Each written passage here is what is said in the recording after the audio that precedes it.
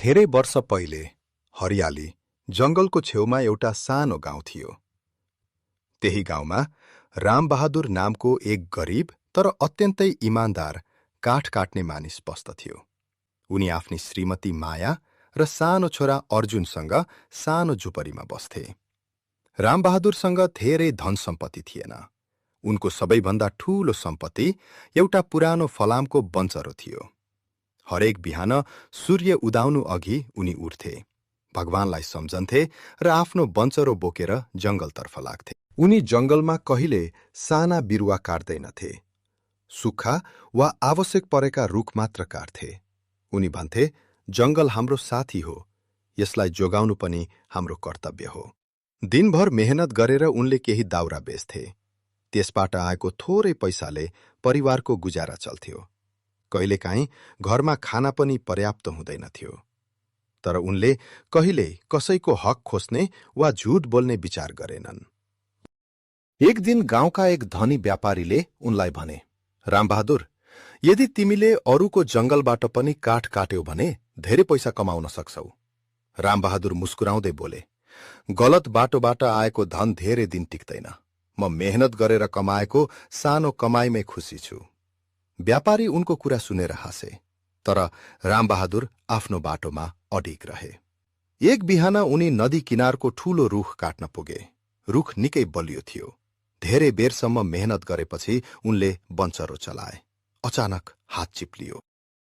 उनको पुरानो फलामको बन्चरो सिधै गहिरो नदीमा खस्यो। रामबहादुर आत्तिए। उनी नदी किनारमा बसेर टोलाउन थाले, अब म कसरी काम गर्ने?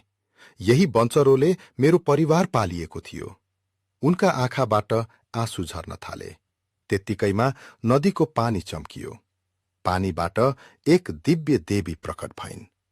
देवीले मायालु स्वरमा सोधिन्, हे इमान्दार मानिस, किन यति दुखी भएका छौ? रामबहादुरले सबै कुरा सत्य सत्य सुनाए। देवी नदीभित्र पसेर केही बेरपछि एउटा चम्किलो सुनको बन्चरो लिएर बाहिर आइन्। के यही तिम्रो बन्चरो हो? रामबहादुरले ध्यान दिएर हेरे। होइन देवी, मेरो बन्चरो त पुरानो फलामको थियो। देवी मुस्कुराइन्, फेरि नदीमा गइन्। यसपटक उनी चाँदीको सुन्दर बन्चरो लिएर आइन्। अनि यो? रामबहादुरले फेरि टाउको हल्लाए। यो पनि होइन। तेस्रो पटक देवीले पुरानो फलामको बन्चरो ल्याइन्। रामबहादुरको अनुहार उज्यालो भयो। यही हो, यही मेरो बन्चरो हो। देवी निकै खुसी भइन्।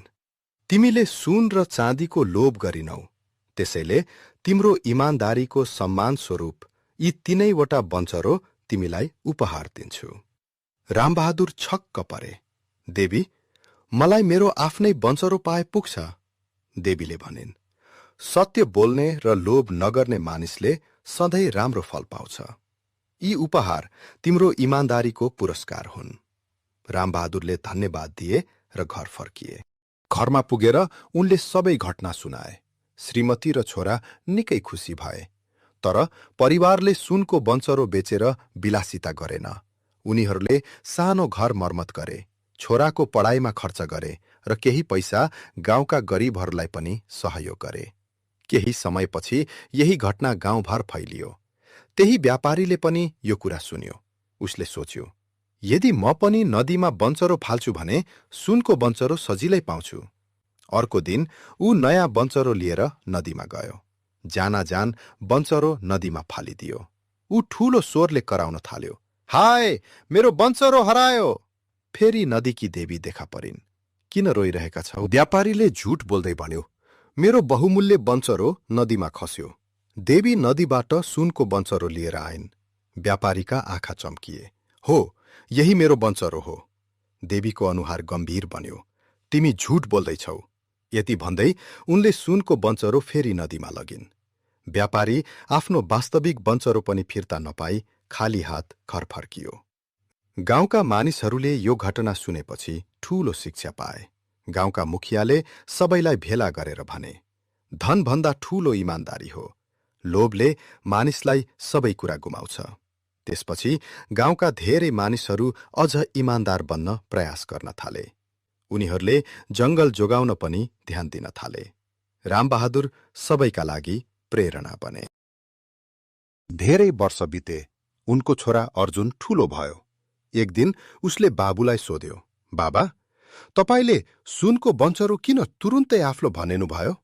रामबहादुर मुस्कुराए, "छोरा, झूट बोलेर पाइने धन केही समयको मात्र हुन्छ, तर इमान्दारीले कमाएको सम्मान जीवनभर साथ रहन्छ।"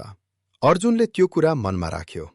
पछि ऊ पनि गाउँकै सबैभन्दा इमान्दार व्यक्ति बन्यो। आज पनि भनाइ छ, इमान्दारीले ढिलो भए पनि अवश्य जित्छ। लोभले क्षणिक खुसी दिन सक्छ, तर अन्त्यमा दुःख मात्र दिन्छ।